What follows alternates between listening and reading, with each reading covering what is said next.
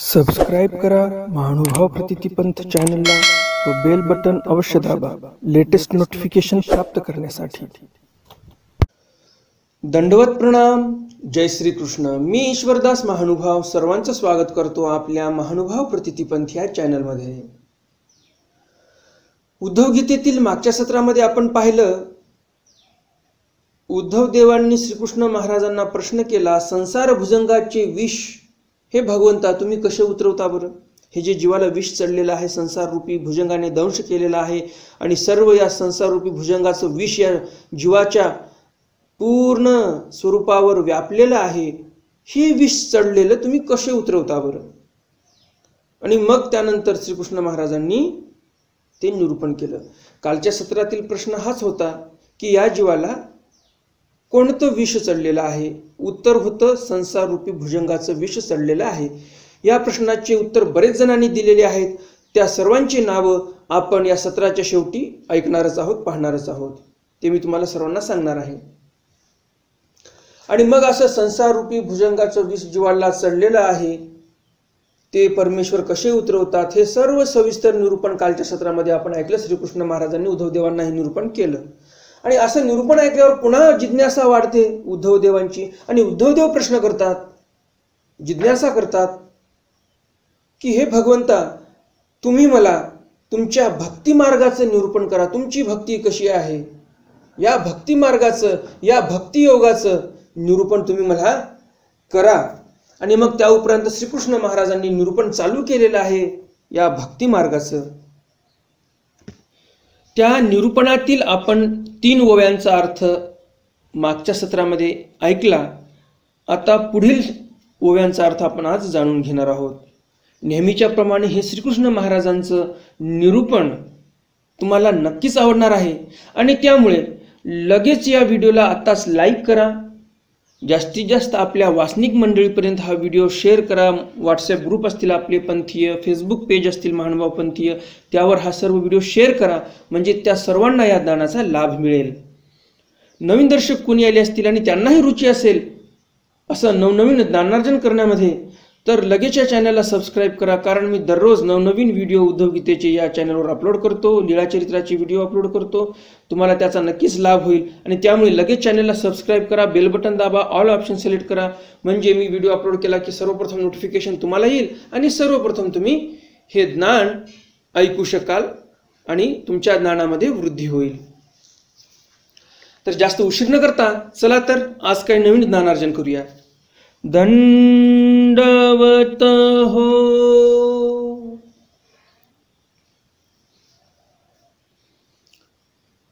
मागच्या सत्रातील एक ओवी घेऊन मग आपण आजच्या सत्राला सुरुवात करूया, म्हणजे तुम्हाला ते लिंक लागून जाईल।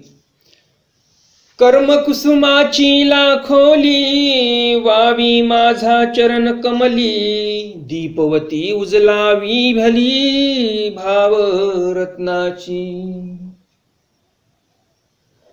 कर्मकुसुमाची लाखोळी, कर्मकुसुमाची लाखोळी माझ्या ठिकाणी अर्पण कर असं श्रीकृष्ण महाराज म्हणतात, माझ्या चरणकमळाच्या ठिकाणी। आणि मग दीपवती उजळावी भली भावरत्नाची, भावरूपी रत्नाची दीप ज्योत जी आहे ती तू उजळावी। तापाचा ताटी ध्यानाची बोने वाटी, विस्तारुणी सेवटी मजची अर्पावी। तपाचा ताटी, इथून आपलं आजचं सत्र सुरू झालेलं आहे।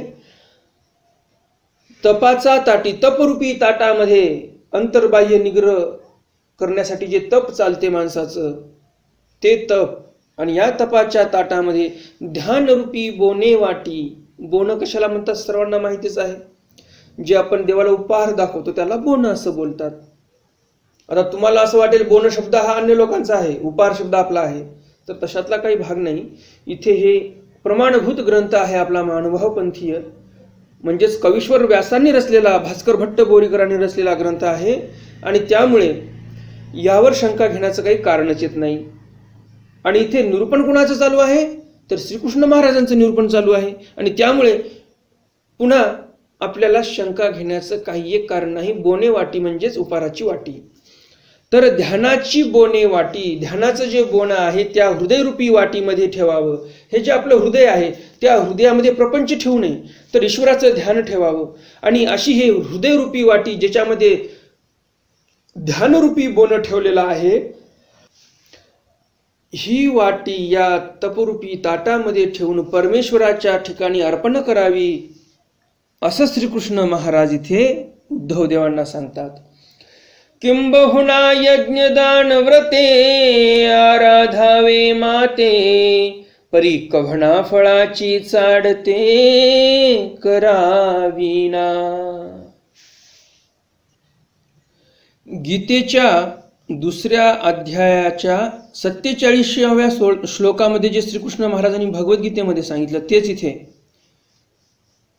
श्रीकृष्ण महाराज उद्धव गीतेमध्ये पण सांगत आहेत. गीतेचा दुसरा अध्याय 47वा श्लोक. कर्मण्येवाधिकारस्ते मा फलेषु कदाचन मा कर्मफल हेतुर्भुर्माते संगोस्त्व कर्मणी. म्हणजे श्रीकृष्ण महाराज म्हणतात, तुझं फक्त कर्म करण्यावर अधिकार आहे, तू कर्म कर, फळाची अपेक्षा कशाला करतोस? तू यशस्वी होशील अपयशी होशील याच्यात तू विश्वास नको ठेवू. कर्म करण्याचं तुझ्या हातात आहे, फक्त कर्म कर.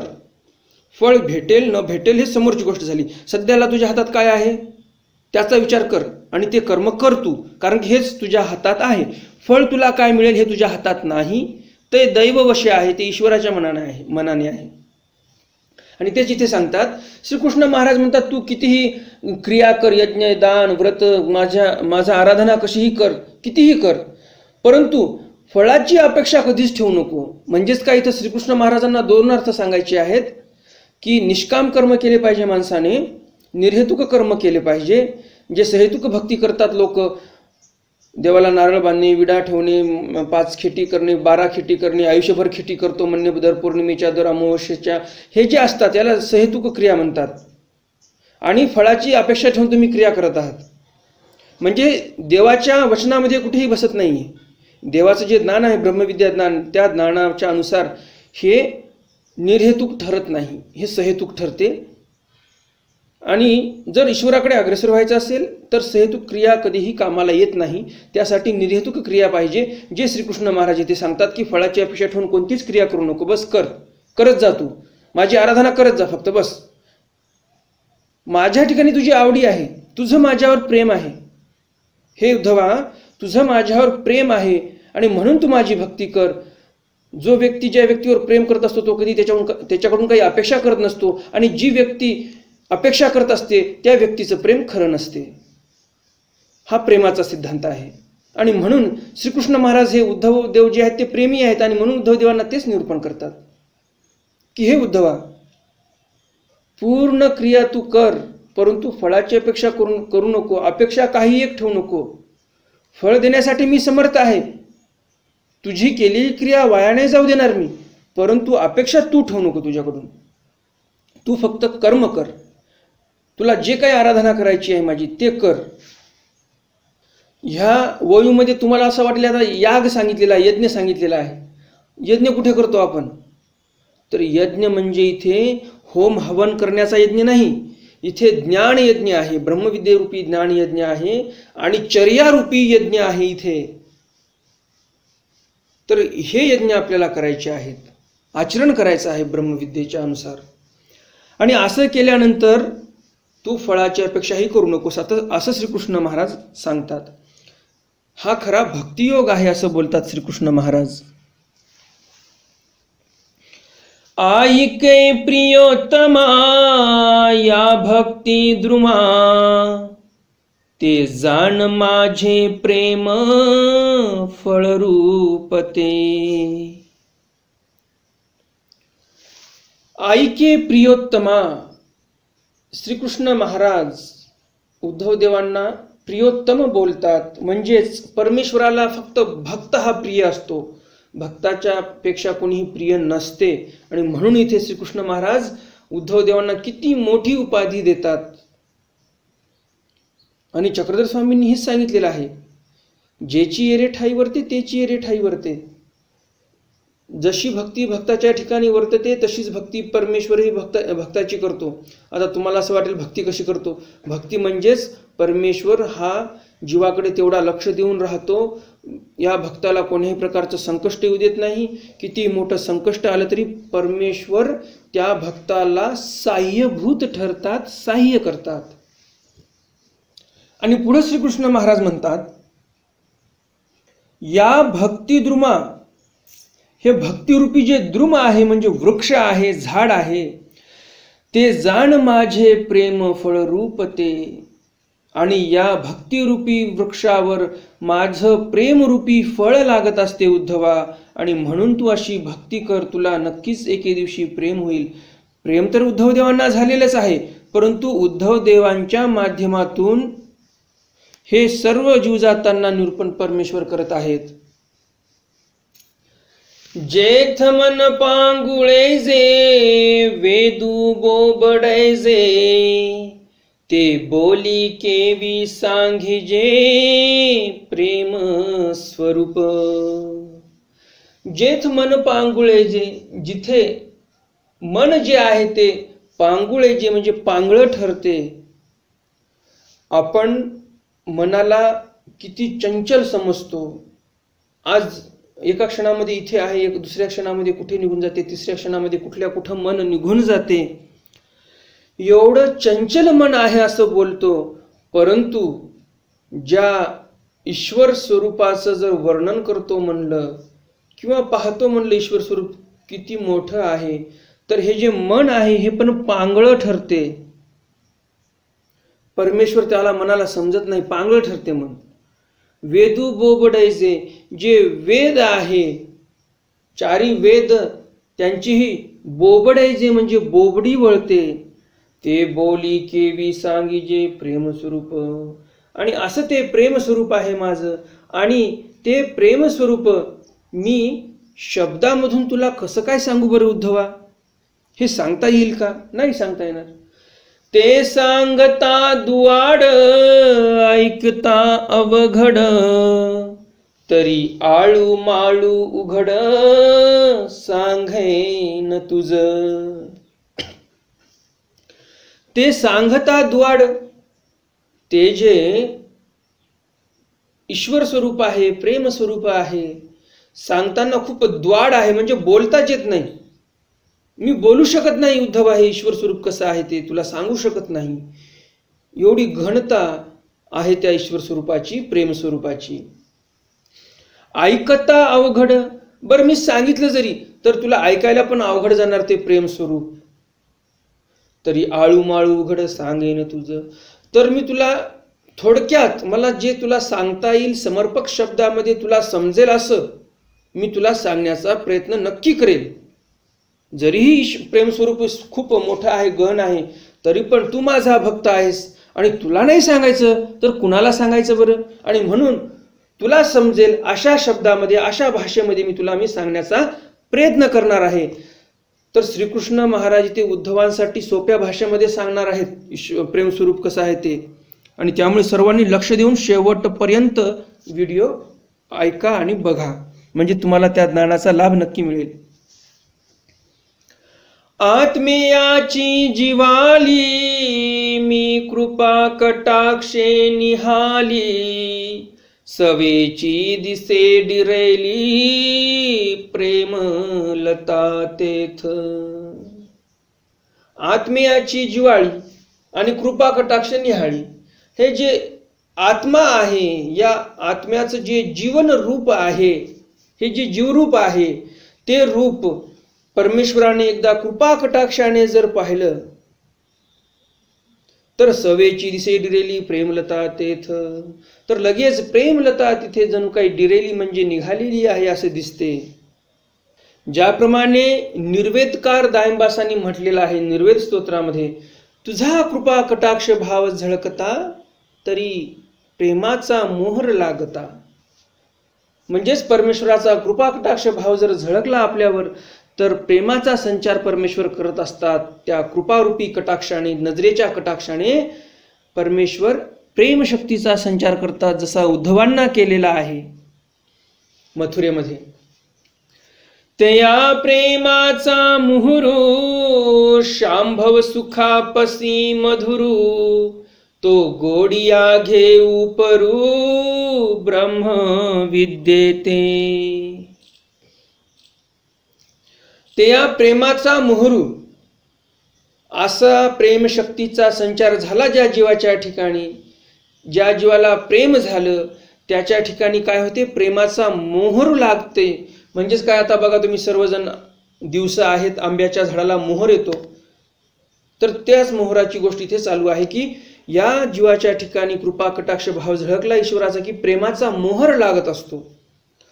आणि शांभव सुखापशी मधुरू, हा जो प्रेमाचा मोहर आहे तो मोहर शांभव सुखापेक्षा मधुर आहे. शांभव हे दोन प्रकारचे असतात, एक समळ शांभव, एक शुद्ध शांभव. समळ शांभव असं विश्वदेवतेला म्हणतात आणि शुद्ध शांभव असं चिज्जडाला बोलतात. म्हणजेच ही जी मायेचा एक प्रकार आहे चिज्जड माया, तर त्या चिज्जड मायेच्या सुखापेक्षा मधुरू म्हणजे गोड आहे हे प्रेमाचा मोहर या जीवाच्या ठिकाणी जो लागलेला आहे तो चैतन्य मायेच्या सुखापेक्षाही गोड आहे. खूप आनंद आहे त्या प्रेमामध्ये. आणि तो प्रेमाचा मोहर गोडिया घेऊ परू ब्रह्मविद्येते, म्हणजे हे जे ब्रह्मविद्या आहे या ब्रह्मविद्येपेक्षाही गोडी त्या प्रेमामध्ये खूप श्रेष्ठ आहे. आणि या दृष्टिकोनातून पाहायला गेलं तर ब्रह्मविद्येपेक्षाही श्रेष्ठ प्रेम शक्ती परमेश्वराची ठरते, कारण ती प्रेमशक्ती खूप गोड आहे असं श्रीकृष्ण महाराज इथे आपल्याला सांगत आहेत. तो गोडिया घेऊ परू म्हणजे असा प्रेमाचा मोहर जीवाच्या ठिकाणी लागला की तो गोडीच्या जर दृष्टिकोनातून पाहिला आपण तर गोडी ही या ब्रह्मविद्येपेक्षा जास्त त्या प्रेमाच्या ठिकाणी आहे. त्या अनुरागाची चोळे रापे इंद्रियाचे मैळे ते चैतन्य रत्नापसी उजाळे अधिक दिसे.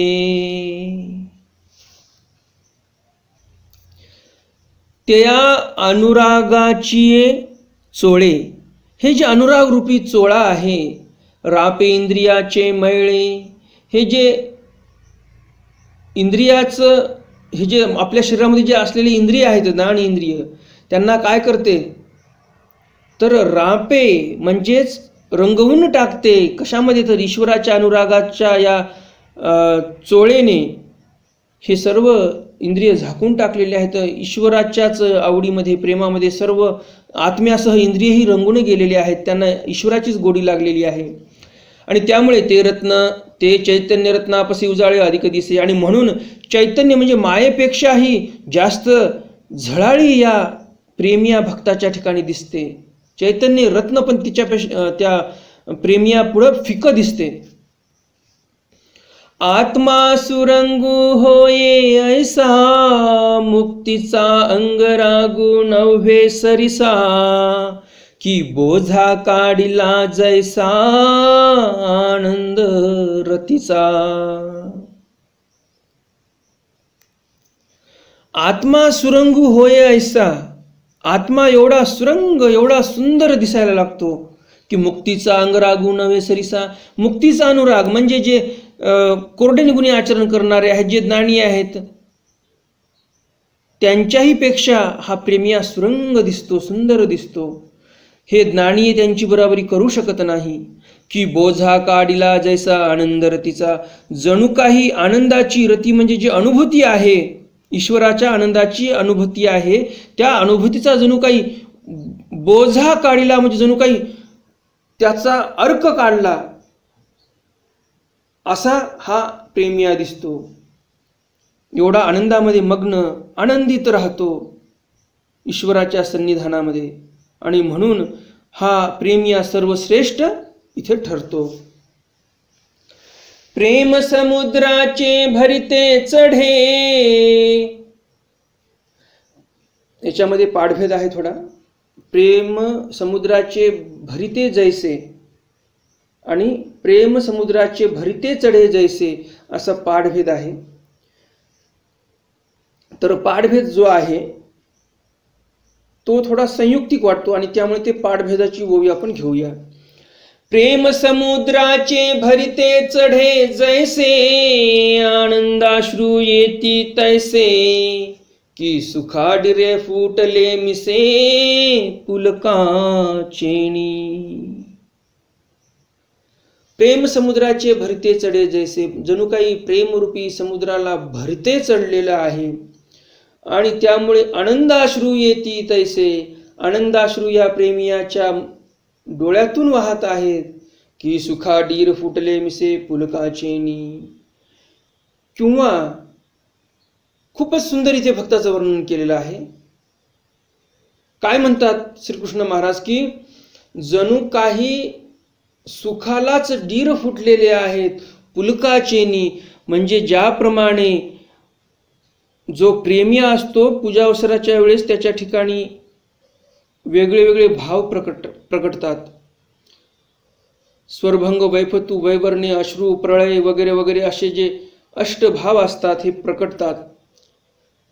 त्यामध्ये रोमांच एक नावाचा भाव आहे. ते रोमांच म्हणजे काय तर अंगावरचे केस जे असतात ते एकदम असे सरळ उभे राहतात, ज्याला आपण बोलतो की काटा आला अंगाला.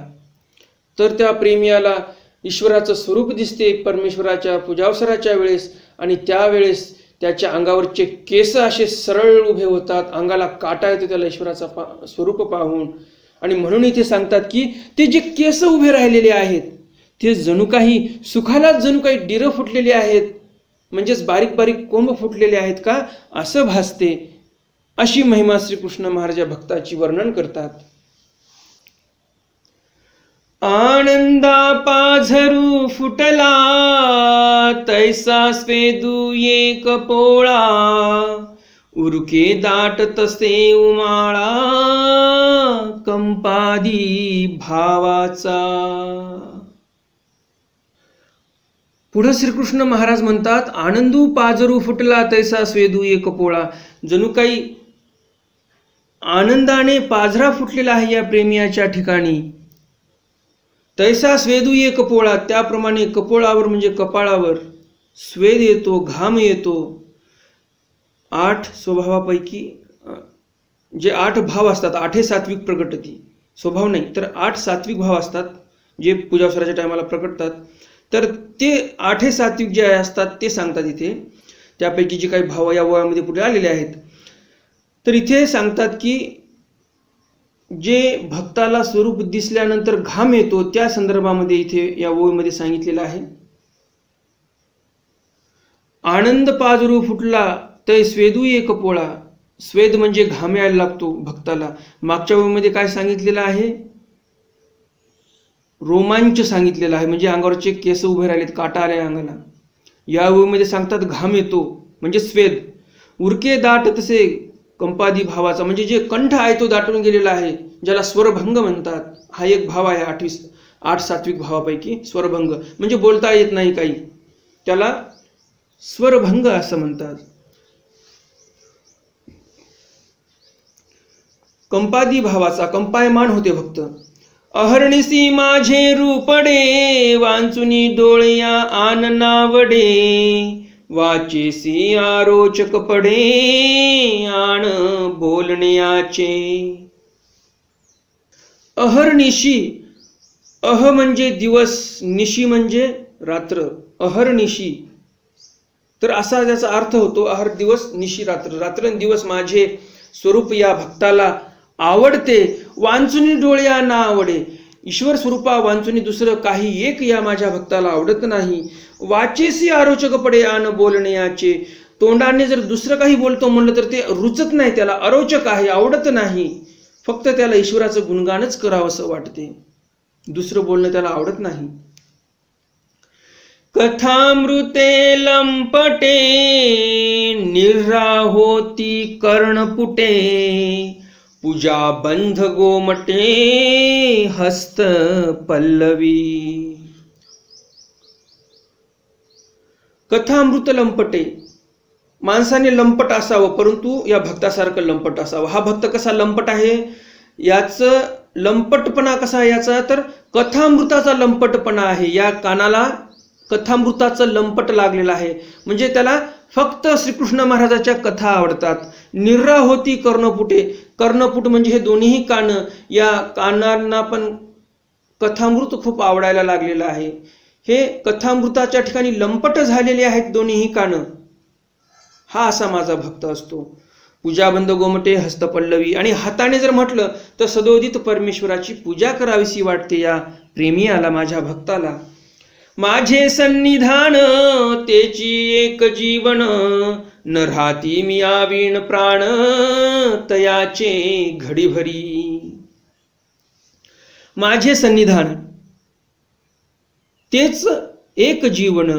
श्रीकृष्ण महाराज म्हणतात प्रेमी या भक्ताला माझं सन्निधान म्हणजेच जीवन आहे. न राहती मी आवीण प्राण तयाचे घडीभर. आणि मी जर निजधामाला गेलो, मी जर अस्तित्वात राहिलो नाही, मी विद्यमान जर नसेल, तर या भक्ताचा घडीभरही प्राण राहणार नाही. लगेच हा भक्तही देहत्याग करील. ऐकै उद्धव देवा माझे दास्य सेवा, तोची जिवाळा निच नवा तयासी होई. हे उद्धव देवा ऐक, माझं जे दास्य आहे, दास्य म्हणजे दुरून करणे. श्रीकृष्ण महाराज महालात बसलेले आहेत. श्रीकृष्ण महाराजांच्या स्वयंपाकासाठी जे श्रीकृष्ण महाराजांना जेवण तयार करतात आचारी लोक, त्यांना लागते सरपण. जाळ चुलीमध्ये लावण्यासाठी लाकडं लागतात, तर ते लाकडं फोडणे, बाहेर जाऊन जंगलातून लाकडं आणणे, मोळ्या आणणे श्रीकृष्ण महाराजांना लागतील, किंवा जे काही परमेश्वर अवतार असतील त्यांच्या स्वयंपाकासाठी, त्यांना पिण्यासाठी पाणी लागते, त्यांना काही बाजारहाट लागतो, बाजारहाट आणणे बाजारात जाऊन. हे जे दूर जाऊन कामं करणे याला दास्य असं बोलतात. सेवा, सेवा म्हणजे अंगलग सेवा. ज्याप्रमाणे श्रीकृष्ण महाराजांचे हात दाबणे, पाय दाबणे, अंघोळ घालणे, अंगाची मालिश करून देणे, उठणं लावून मर्दना देणे, झोपायला बिस्तारा टाकून देणे, श्रीकृष्ण महाराज झोपले आणि मग त्यांच्यावर पांघरून टाकणे, हे जे सर्व अंगलग सेवा आहे त्या सेवेला अंगलग म्हणतात, त्या सेवेला सेवा म्हणतात. जे अंगलग आहे त्याला सेवा म्हणतात. आणि दास्य म्हणजे दूर जाऊन काम करणे. तर सेवा दास्य फक्त माझे या भक्ताला आवडत असते असं श्रीकृष्ण महाराज म्हणतात. तोची जिवाळा निच नवा तयासी होई. या भक्ताच्या जीवाला जिवंत राहण्यासाठी जी जीवन कळा आहे, ती जीवन कळा म्हणजे माझं सेवादास्य आहे. माझं सेवादास्य केलं म्हणजे हेच त्या आत्म्यासाठी आहार आणि त्याच्यावर ती जिवंत राहते. खाण्यापिण्याची त्याला काही आवश्यकता राहत नाही. तर असा हा एवढा आवडी रूप माझा भक्त असतो. परियसे प्रियोत्तमा मीची भक्ताचा आत्मा, म्हणून मज आत्मा रामा पुणू पढियेतो. परियसे प्रियोत्तमा, पुनश्च श्रीकृष्ण महाराज उद्धव देवांना प्रियोत्तम म्हणतात. हे प्रियोत्तमा उद्धवा, मीच या भक्ताचा आत्मा आहे रे. मी जर नसेल तर भक्त जिवंत राहू शकत नाही. म्हणून माझा आत्मारामा पुनू पडी येतो. आणि मी तर आत्माराम आहे. परमेश्वर कसे आहेत तर आत्माराम, स्वतःच्या निज स्वरूपी रममाण असणारे ते परमेश्वर आत्माराम असूनही पुनू पडी येतो. परंतु मला हा भक्त आवडतो, कारण हा माझी भक्तीच तशी करतो. आणि त्यामुळे मलाही तो तेवढाच आवडतो जेवढा तो भक्त माझ्या ठिकाणी समर्पित आहे. जेवढी माझी भक्ती करतो तेवढंच मी पण त्याच्यावर प्रेम करतो. असं श्रीकृष्ण महाराज ते उद्धव देवांना खूप सुंदर असं निरूपण करतात. तर आजचं सत्र आपण इथेच संपवूया. नक्कीच तुम्हाला हे सुंदर निरूपण श्रीकृष्ण महाराजांचं आवडलं असेल. आणि अजून जर तुम्ही या निरूपणाला, या व्हिडिओला लाईक केलं नाही तर काय करताय, लगेच लाईक करा. आणि जास्तीत जास्त आपल्या वासनिक मंडळीपर्यंत हा व्हिडिओ शेअर करा. त्यांनाही आनंद घेऊ द्या श्रीकृष्ण महाराजांच्या निरूपणाचा. नवीन दर्शक कोणी आले असतील, त्यांनाही रुची असेल अशा निरूपणामध्ये, तर लगेच या चॅनलला सबस्क्राईब करा. या चॅनलवर अशाच निरूपणाच्या संदर्भातील व्हिडिओ अपलोड होत असतात. लगेच चॅनलला सबस्क्राईब करा, बेल बटन दाबा, त्यामध्ये ऑल ऑप्शन सिलेक्ट करा, म्हणजे मी व्हिडिओ अपलोड केला की लगेच नोटिफिकेशन तुम्हाला येत जाईल आणि सर्वप्रथम तुम्ही तो व्हिडिओ पाहू शकाल. आजच्या या सत्रातील प्रश्न आहे, हे जे श्रीकृष्ण महाराजांनी मागे निरूपण सांगितलं, भक्त कसा आहे, भक्ताचा समर्पण भाव कसा आहे, भक्ताच्या ठिकाणी काय काय भाव निर्माण होतात, काय काय भाव त्याच्या शरीरावर दिसतात, या सर्व भावांपैकी तुम्हाला जेवढे काही आठवतील, 1 आठवतील, 2 आठवतील, 3, 4, जेवढे काही या ओवांमध्ये मी सांगितलं आहे, जे काही तुम्हाला आठवत असेल ते तेवढं तुम्ही कमेंट बॉक्समध्ये कमेंट करा. हेच त्या प्रश्नाचं उत्तर असेल. जे तुम्ही भाव सांगसाल, जे या भक्ताच्या ठिकाणी भाव उमटतात, ते मला कमेंट बॉक्समध्ये उत्तर द्या. आजचा प्रश्न हाच आहे की भक्ताच्या ठिकाणी कोणते भाव दिसतात आपल्याला, ते मागच्या ओव्यांमध्ये आलेलंच आहे. आणि जर लक्षात नसेल तर थोडासा व्हिडिओ मागे घ्या आणि पुनश्च ऐका, म्हणजे तुम्हाला लक्षात येईल कोणते कोणते भाव होते ते. कालचा जो प्रश्न होता तो प्रश्न आहे, जीवाला कोणतं विष चढलेलं आहे, हा कालचा प्रश्न. उत्तर आहे, संसाररूपी भुजंगाने दंश केला आहे आणि त्या संसाररूपी भुजंगाचं विष या जीवाला चढलं आहे. ज्या सद्भक्तांनी, ज्या वासनिकांनी बरोबर उत्तर दिलेली आहेत त्यांची नावे पुढील प्रमाणे: वैभवजी तडस, सुभाषजी झाडोकर, भूपाळजी साळवे, आर्यनजी खिल्लारी, ईशाधिष्ठित श्री पुरुषोत्तम मुनीजी महानुभाव, सविताताई चौखंडे. कदमजींनी पण उत्तर बरोबर दिलेलं आहे, परंतु त्यांचं नावच माहिती नाही मला, फक्त कदम एवढं दिसतंय मला कमेंट बॉक्समध्ये. आणि पुढचं काय नाव आहे, सुप्रिया आहे की सुप्रीता आहे, फक्त SUP दिसत आहे. तर कदमजींनी पण उत्तर दिलेलं आहे बरोबर. त्यांनी पुन्हा कमेंट करताना कृपया त्यांचं नाव पूर्ण टाका, म्हणजे मी त्यांचं नाव सांगू शकतो तुम्हा सर्वांना की त्यांनी लक्ष देऊन पोथी ऐकली आणि उत्तर दिलेलं आहे. पुढचे जे आहेत सद्भक्त मधुमिताताई बिडकर यांनीही अगदी बरोबर उत्तर दिलेलं आहे. पटाईत मावशी यांनी मला फोन करून उत्तर सांगितलेलं आहे. तर या सर्वांना खूप खूप शुभेच्छा. तुम्ही असेच ध्यानपूर्वक हे ज्ञानाचे सत्र ऐकत जा. तुमच्या ज्ञानामध्ये दररोज भर पडत राहील. तुम्ही दररोज नक्कीच नवीन ज्ञानार्जन कराल जर तुम्ही मानभाव प्रतितीपंथ चॅनल बघत असाल तर भेटूया उद्याच्या सत्रामध्ये. स्वामी जे श्रीकृष्ण महाराजांच्या निरूपणाच्या ओव्या राहिलेल्या आहेत काही, आणि लवकरच आपला हे ग्रंथ समाप्तीकडे जात आहे, वाटचाल करत आहे आणि लवकरच समाप्ती होणार आहे आपल्या या ग्रंथाची. आणि समोर मार्गशीर्ष महिना येणार आहे, हेही आपल्या सर्वांच्या लक्षात असेलच. तर मार्गशीर्ष महिन्यामध्ये चांगला देवधर्म करा आणि नक्कीच काहीतरी नवीन तुमच्यासाठी मी मार्गशीर्ष महिन्यामध्ये घेऊन येणार आहे. तर तुमचा मार्गशीर्ष महिना जो आहे नक्कीच चांगला जाणार आहे, असं एक नवीन ग्रंथ मी तुमच्यासाठी प्रस्तुत करणार आहे. तर आजचं सत्र आपल्या इथे संपलेलं आहे.